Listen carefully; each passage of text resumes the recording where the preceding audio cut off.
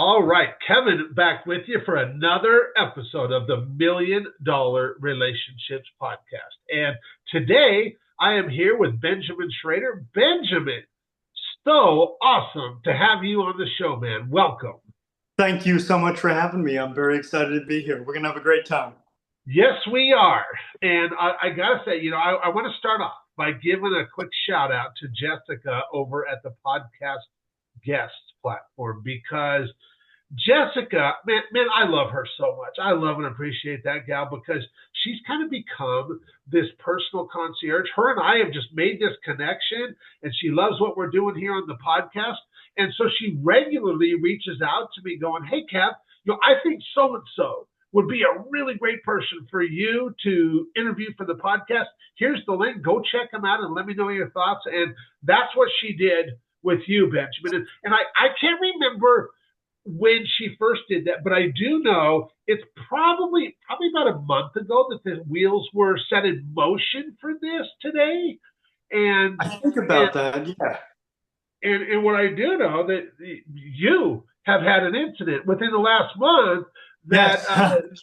that you had not had when I first found out about Yeah, you. yes, indeed. I had quite an incident. I rather shockingly, I had an immense honor. I'm not the most political person. I'll lead off with that. I enjoy politics. It is my dream to go into, but I wouldn't say I'm like political type in the least. But I think from some of the work that I've done with different groups out here, and the fact that I had a golf ball sized brain tumor, and I know our viewers can't see it, but our listeners can't see it, but I have a massive scar on the back of my head. I had 61 stitches, and Wow. apparently in my bloodline we have the keloiding, so the scars look really big.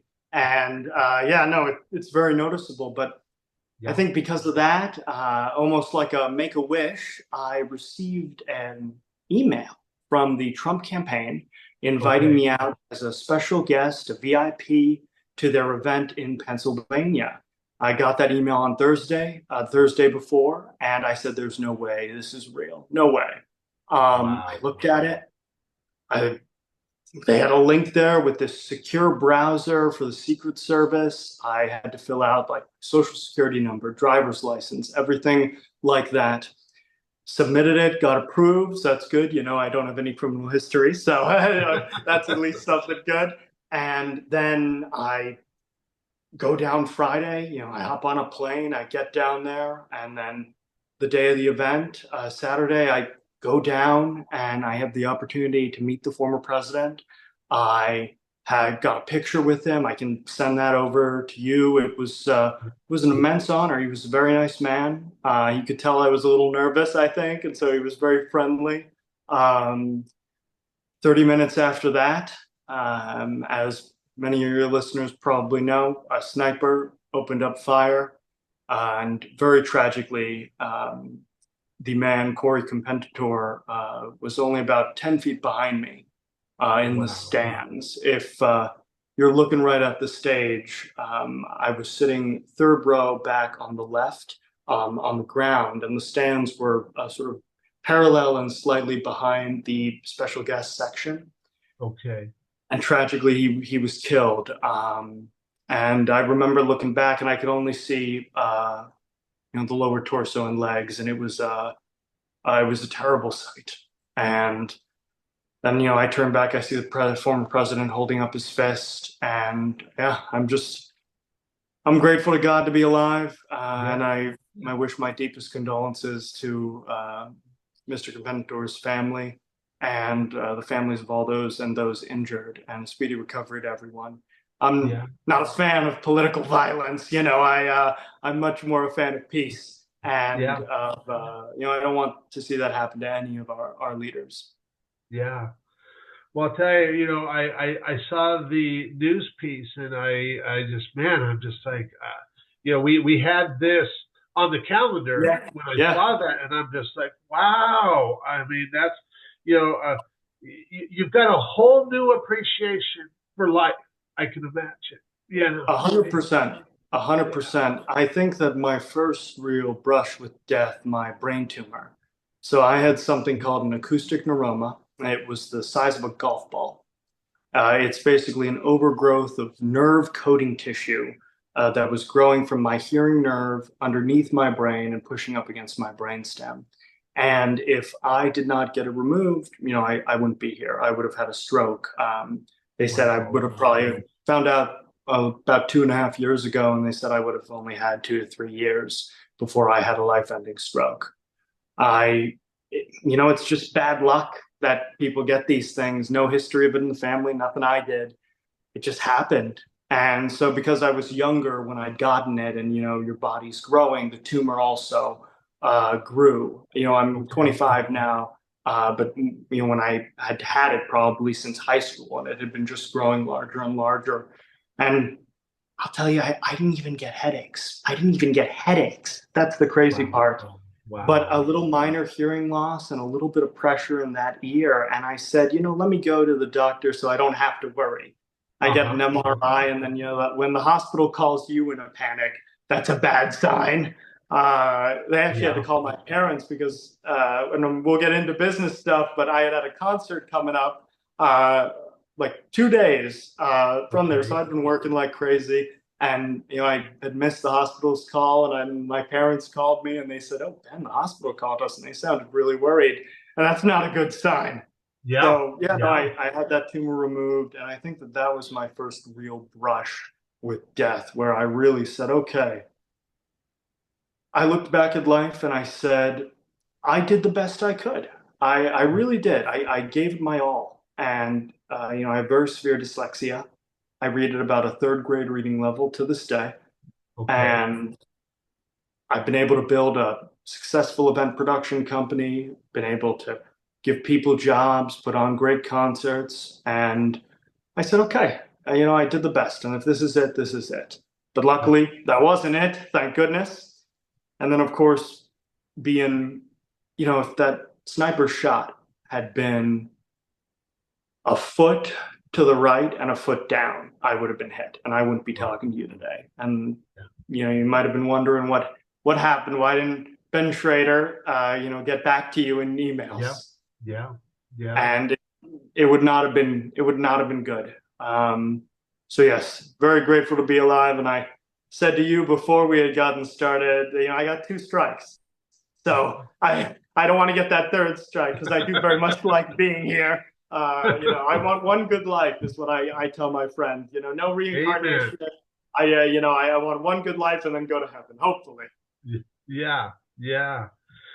Well, okay, so let's dig into the I want to give our listeners a little bit more background. So let's I'm going to turn it over to you so that let's set a little bit of context. So let's talk about, what you do, who you serve, what inspires you most about the work you do, because I'll tell you what, I've seen video, man, and there ain't no hiding your passion for what you do. Oh, you're very generous. Thank you. I get a little overexcited even for my own good sometimes. So my name is Benjamin Shrader, and that's Shrader. My father would say it's cheaper without the C. No C in the last name. I run, I always hate saying the term CEO because it can sound a bit pretentious because there's a lot of those fake entrepreneur types out there. But I am the CEO of Shrader Promotions, LLC, because Shrader Productions was taken already. So Shrader Promotions it is. We are an event production company, a full-service event production company organizing concerts specifically all throughout the state of Texas. Our primary base of operations for many years was College Station. That's where the University of Texas A&M is. I attended Texas A&M for 3 years before the brain tumor, and then I finished up at UTSA online, just as you can imagine, that threw a bit of a monkey wrench in things. But now we are based out of Austin, Texas, and we coordinate all sorts of different concerts, a lot of hip hop, EDM, a little bit of country. I've worked with artists like Parker McCollum, Co Wetzel, country artists, G-Eazy, Wiz Khalifa, very well-known and prominent rappers. Fetty Wap, before he went to prison, God bless him. He was a very nice guy. I wish him all the best. and many other artists. Because of my work, I've had the pleasure to, meeting some amazing people. I had the opportunity to meet Lady Gaga. She was incredibly nice, incredibly kind. I was also a little nervous there, and I called her Miss Gaga, which seemed to find quite funny. I gave her a good laugh, and then she was very happy to take a picture with me. So she was very sweet, and I appreciated that. So yes, that is a little bit about my work, a little bit about what I do, and I would say the real passion behind it is, in my opinion, and I know my mother tells me not to say this, but in my opinion, for most of my life, I was a quote unquote loser. I was the Okay. weird kid who talked too much. I was the weird kid with dyslexia, dyscalculia, and dysgraphia, who couldn't read, who could barely write, and who couldn't do math well. And I was tired of that. I was tired of that. And when I went to college, I said, and it had been hard. It had been hard for me in high school, but worked hard, persevered, pushed through. My wonderful father would go on walks with me and go over material with me, and I'd get tutors, but it was hard. When I went to college, I said, never again. Things are going to be different. I am tired of being the loser. I'm never going to be left out again. And I said, how do I achieve that? How do I make that happen? I had a simple deduction. I said, college kids like to party. If I control partying, college kids will like me. And I know that's a bit silly to base one's career off of that deduction, but I think it's true. It And kind of so worked out for you, didn't it? you're very kind. I don't know if they like me, but at least I coordinate the events that they're going to. Because how can you be left out from an event you're putting on? Yeah, But yeah. I slowly started exploring that a little bit more, and I have no musical talent, never been a musician. I think the only instrument I've ever played is the recorder, and I was terrible at it, the little flute I thing. remember that. I Yeah, remember that yeah, from when I was in fourth grade. yep. And it never clicked. Now, they say some dyslexics are good at those type of things. I'm not one of them. I can talk. That's all I can do. And so basically, I had said, "Oh, okay, I had started exploring the options of doing this and looking at people that did it. And I said, okay, wow, there really aren't a lot of small event production companies, but there is a niche in the market here there are a lot of fraternities and sororities specifically who have a lot of money. One of the fraternities at Texas A&M has $100,000 a year party budget. That's a lot of money that's being thrown around, and there's a real opportunity there. Also, to the nightclubs and other different companies are probably my main people that I book for now. But back then, it would have Okay. been a bit more of the fraternities and sororities. Was never in one. Was never in a sorority. Yes, was never in a fraternity or a sorority. Well, that would make sense. But I do have to say I love the Greeks. They were excellent customers, but it is a little stressful working with them between you and me. However, that was great. Started exploring that, and I went to Startup Aggieland. I was a member of something called Startup LLC, and what that standard for was Living Learning Community. Kind of a clever play on words from Limited Liability Corporation. Yeah, yeah. We all lived together on the same floor, and we took a class together on entrepreneurship. And I know it could seem funny to take a class on entrepreneurship. We hear the saying, those who can't do, teach, and things like that. But I'm actually, contrary to many fellow entrepreneurs and things like that, I'm a proponent of school. I think that it's a great way to make contacts, and it really comes down to you making the most of it. Now, have I ever used what I learned in history of modern art in real life? No. However, I still am a big proponent of school. I think that it can be useful. Now, some people don't need it, but for me, the structure of it was useful. And in that class on entrepreneurship, we were taught, how to file your taxes, how to incorporate an LLC, how to, reach out to investors, how to pitch, things like that. So actual, very tangible skills, and they brought in many entrepreneurs who would speak to the class or different, Oh, good. successful business leaders. So it was very much an excellent program, and the opportunities given to me by startup. It's the only reason I have a business today. I owe Startup Aggieland everything. And I believe today it is referred to as the McFerrin Center for Entrepreneurship. There was a little bit of a name change and things like that, but they're amazing people. I've judged competitions for them. I've done many talks for them. And specifically, the woman who ran it, Shelley Brinkman, was a real amazing person. And she had connected me with Jose Quintana and many other different venue owners in College Station. That really opened a lot of doors for me. I was able to meet Brendan Anthony, the music czar of Texas, appointed by the governor, controls how music licenses, laws, and things like that. If I'm correct, but so many opportunities and so many contacts were open from Startup Aggieland that it gave me a real great start. I briefly worked with someone who was doing something similar to what I wanted to do, but I saw a real problem.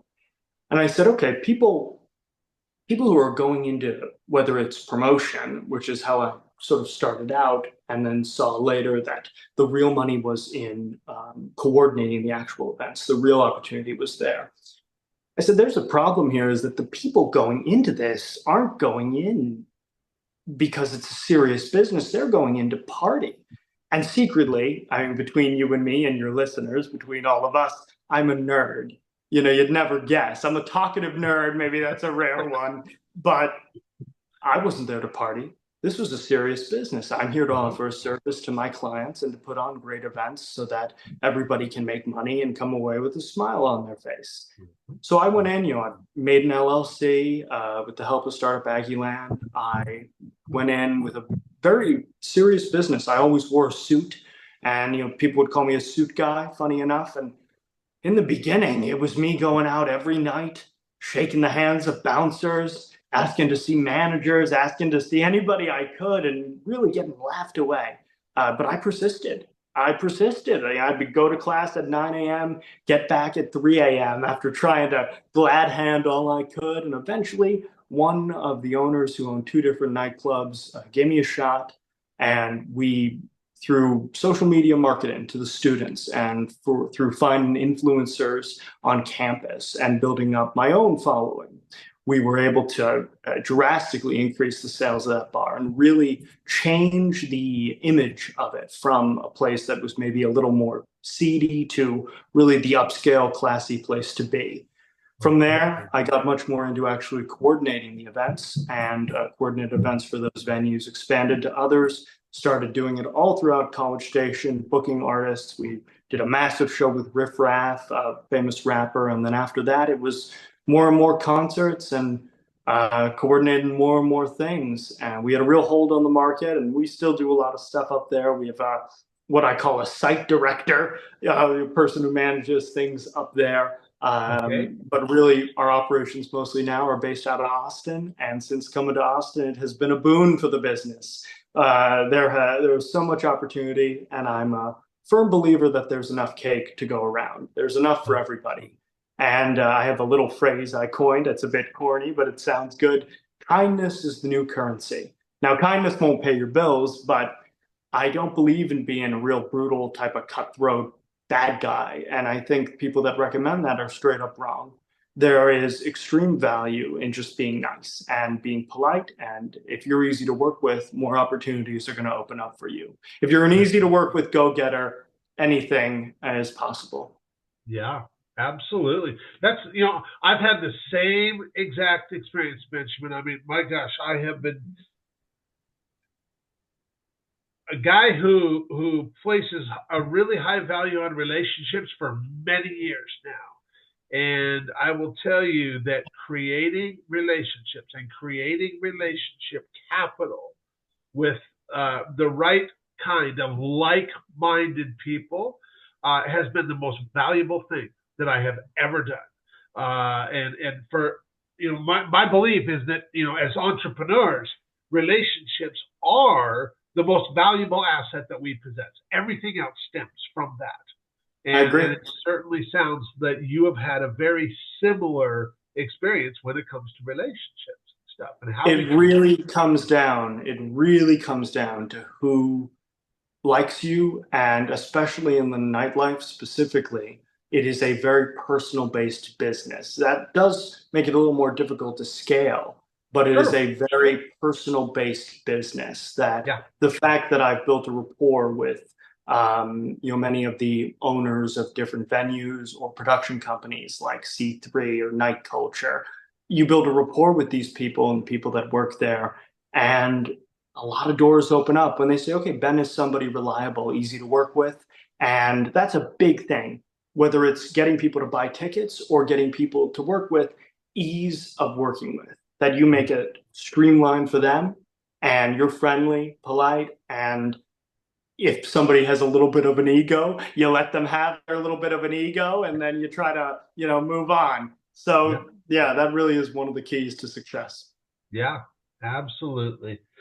Okay, so now that we've got a little bit of context set here, and people have a little bit of an idea, and I really appreciate what you shared about, you just kind of felt like this nerd growing up and stuff, and I totally did too. I was even kind of an introvert to an extent until I realized it's like, you know what, this is not serving me being this way and being the introvert. And I was like, so, and I remember the day that it happened, that I kind of was like, okay, you know what? I'm just going to walk over there and I'm going to talk to this gal Ann, who was the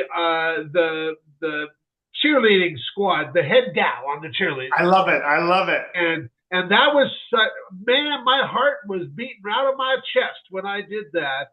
And yet I was like, wow, look how she responded to me. This was all right. This wasn't bad at all. And I'm like, I want more of this. And so it just, a shift took place. And kind of like you, when you really kind of just like, you know what, this is who I really am, and this is how I really want to show up. And when I just start showing up that way, look at what happens.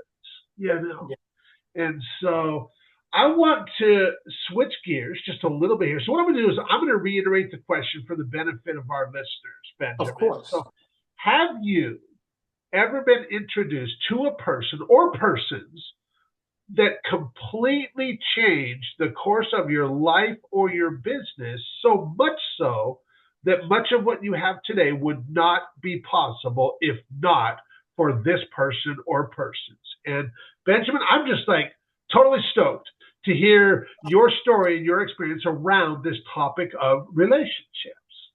There are so many people that have shaped me into the man I've become. And I think, of course, my parents would be up there. And I think that if they're not just up there, they would be the top of the list. I have extremely severe dyslexia. And as a child, I was diagnosed in kindergarten. And back then, there wasn't a lot of structure in place to help dyslexics. It's a lot better today. And I'm very active with groups like the International Dyslexia Association, spoke for them, that they do a lot of great work for the dyslexic community. Back then there really wasn't. So my parents had taken me out of school and had homeschooled me for up to high school. So in kindergarten, from kindergarten, I'd gone to a regular school and then homeschooled up to high school. And during that time, they really instilled their values in me, and they really taught me the importance of hard work. My father used to tell me, Benjamin, you're going to have to work twice as hard as the other kids to succeed, and that's just the way it is. But I know you're capable of it. Did that. I would say the first person I probably met years and years ago was a man named Master Chris. He was a Taekwondo teacher. And I know this might seem funny, but the fact that I could do something and be good at it. I wasn't great at Taekwondo, but I was good enough. That helped me a lot, because in all my life, I went around failing constantly, in the sense of not being able to read, not being able to do the things all the other kids could do, not being able to read the Harry Potter book that everyone was reading. So that being able to have something to take pride in really did a lot for me. The next person would be a woman named Mrs. Prim. Okay. Funny enough, only lived a few doors down from my family. She was a retired reading therapist, a retired teacher who specialized in reading therapy. I Okay. had been told by so many specialists and so many different tutors that I would never learn how to read. And I had 9 years of reading therapy and a couple different tutors and really not much progress. Best way I can describe dyslexia is it is like looking at a foreign language. So the letters don't move around for me. It might be different for other people, but I could say, okay, that's A or that's CAT. I could tell you the letters, but I couldn't tell you what it says. It doesn't click. Of course, that's cat. We know that, but I wouldn't be able to look and just tell you. Well, Okay. Mrs. Krem had a son with dyslexia who was a pilot now, that he'd made it a really far, he'd done great for himself. And she went back to the old original program to teach dyslexics how to read. It's called the Orton-Gillingham approach. And it is extremely simple. Flashcards, A, apple, B, bat, C, cat, D, dog, duh. Very simple. You get the letters down, you get the sounds, and then you almost go in and memorize a lot of what words look like and the context clues around them. And that's how I read today. That woman got me to the level where my mother used to say, you need to be at a level, where you can get around town. You just need to get to that. You don't need to be reading every book. You can listen to audiobooks. I used to get the reading from the blind and dyslexic with their Victor Reader on the little SD cards, and I could have my audiobooks Yeah. on there. That was amazing. And before things like Audible and a lot of the more advanced, whether it's AI reading or things like that. But Yeah. these were just people, volunteers reading different books. And if I had read all of my school books, then a little Percy Jackson, it was. Mrs. Prim, I do owe a lot. I really do. That she is a saint of a woman and really got me to be able to survive in a reader's world. And that is something, a lot of dyslexics are either successful or they end up in prison. That's Yeah. just how it is. There were a few other people, Mr. Haynes, a math teacher, Mr. Smith, many other different people who were this biology teacher of mine were wonderful throughout high school when I attended high school. But high school was a difficult time for me. There's Okay. a rather silly analogy I use. So in Chinese history, they have something they call the century of humiliation, where I think they had lost a lot of stuff. I call high school the decade of humiliation. Now I know it isn't a decade; it's still only 4 years, but that was a very tough time. When I went to college, I think that one of the first people I met, my neighbor a few doors down, Colton Mendel, my best friend, he really taught me how to be a friend. And that was a critical thing because, you'll never guess if you let other people talk in a conversation too, they'll want to talk to you more. Imagine that. Imagine that. I mean, what kind of craziness is this? I'm nonsense. You just talk. Because when I was younger, I'm a little bit almost the opposite of where you were. I was too outgoing. I was almost to the point where those type of people. I was too much, and I couldn't control it. I was too outgoing for my own good, and I didn't have that give and take in a lot of relationships. Colton helped me learn that. And I remember he was elected IFC president our last year of college. That's the leader of all the fraternities. And I remember that he was the first person outside of my family and myself that I wasn't jealous of, and I was genuinely happy for. I was genuinely happy for him because he had become my friend, and through building the business, I had been able to purge any jealousy that I used to have as a kid of the readers and of things that people were able to do. Because when I was young, yeah, I was angry. And, it took me a long time to get over that.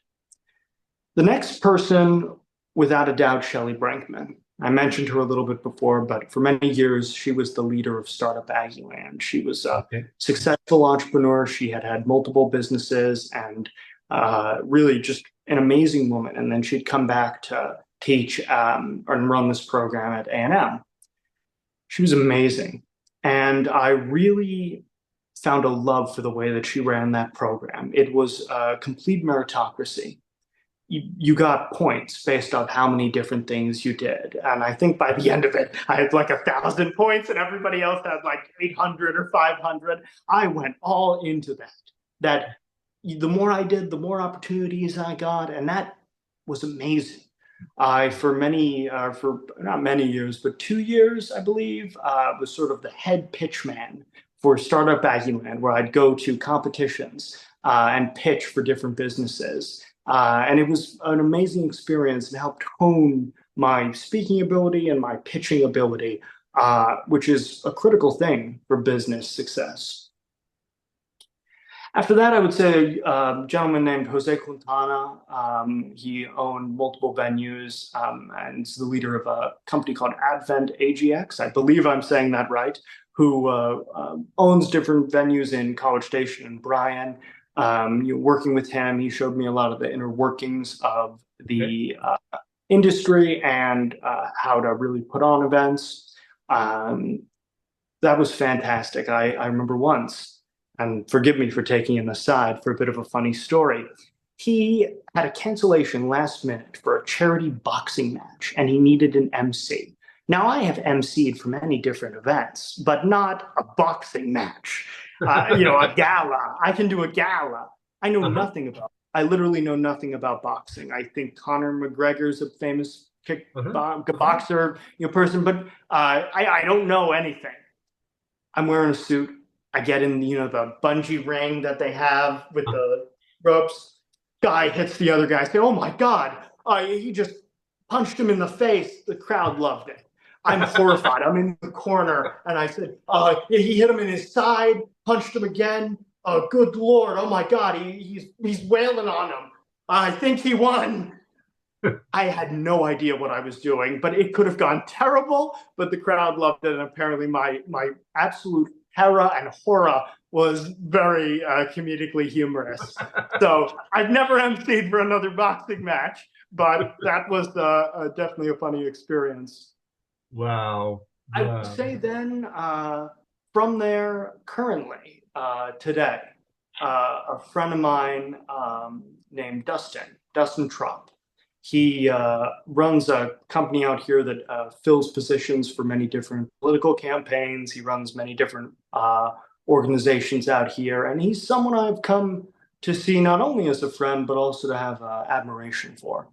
I think also in college, a man named Juan Diego, funny enough, he was really a great guy, and he ran a organization called Tamu Activo, and they were a Latino group or a Hispanic group that coordinated Latin nights and things like that. And we had a little partnership we called the Coalition, where I'd bring the Greeks, he'd bring the Hispanic community, and we'd be able to put on great events, and everybody would make more money. So those are some of really just a short list of innumerable people that have had immense impacts in my life. Wow. Well, I'll tell you, I loved hearing about all of these relationships that have had such an impact on your life, on your business, and I especially appreciate what you shared about how you learned to just be quiet and listen and let other people talk. People love to be the hero. Just let them do. They do. And it's interesting. For years, I love talking with entrepreneurs. And of course, hosting this podcast, when my buddy Brad suggested this to me 3 years ago, hosting a podcast was not even on my radar. But when he suggested it and told me why he felt it was in such alignment with me and who I am, I saw exactly what he was talking about. And I'm like, oh my gosh. I was like, Brad, that sounds amazing. And he's like, the cool thing is, Kev, he's like, you're not going to mess it all up trying to figure out how to monetize your doggone podcast. And yet you totally will, and it'll happen completely organically. And he was absolutely right. And you know when and like I love talking with entrepreneurs. I love finding out what they're working on, what's got them totally jazzed and excited and fired up, what problems they're dealing with, what opportunities that they're trying to take advantage of. Because I always just like naturally default to, oh, who do I know that might be able to help them? And then I get to facilitate those connections, and man, that feeds me, you know. And but also, you know, because when we start asking questions of people and then we just take a genuine interest in listening and then even start asking follow-up questions to that because we're just genuinely interested in what they're talking about. We want to make sure we understand them correctly. We, you know, all of that. And what happens is in the process of doing that, we end up giving people a gift that they so seldom get to receive, which is this gift of feeling seen, heard, and understood. And when we give people that gift, like what you said, it's like, man, we give them this feeling that they love that feeling, and as a result, they love the feeling that they have when they're around us. They just naturally want to spend more time around us and stuff, you know. And that's what you do for the people in your life too, is you give them that feeling of being seen, heard, and understood. And that's why they love hanging out with you, Benjamin. You know. Oh, you're very kind. Yes, no, it's definitely very important. That's something my father used to tell me is, I would always be thinking in my head, what do I say next? What do I say next? Yeah. How do I do this? But you can get more exposure and build better relationships by letting people be the hero. My dad would tell me that, let people be the hero because they love it. And it's an important thing. It's an easy thing to do. And it's something that really does make a difference. Ah, amen. And when we can just get out of our own head and not have to even concern ourselves with, or what are we going to say next, or where do we get to interject, or whatever. When we can just let all of that go and just be present in the moment, I'll tell you what, that's a game changer. That is a game changer. And I'll tell you, I know I told you before we hit the record button how stoked I was for doing this interview and how I was really looking forward to, because I was like, Benjamin, I just want to get to know you a little bit more and stuff, you know. And for anybody that's listening to this going, yeah, Kev, I get it, man. Benjamin is a pretty awesome guy. For anybody who would like to find out more about you and the work that you're doing, what's a website, resource, anything that we can share with? I think the absolute best way to see what is going on is my Instagram. That really is our main thing. And that's at Benjamin, the regular way to spell Benjamin, at Benjamin_Shrader, Shrader. We have a website, ShraderNation.com, but I know that I hired somebody to do a big overhaul, so that it's going to be like all different in a few weeks. So if you see it now, you might be one of the last people to see it the way it is. But yeah, really Instagram is our main way that we reach our target audience. You know, a lot of young people enjoy those type of things. And that really is our main way, funny enough. Awesome. Perfect. That makes sense. Totally makes sense.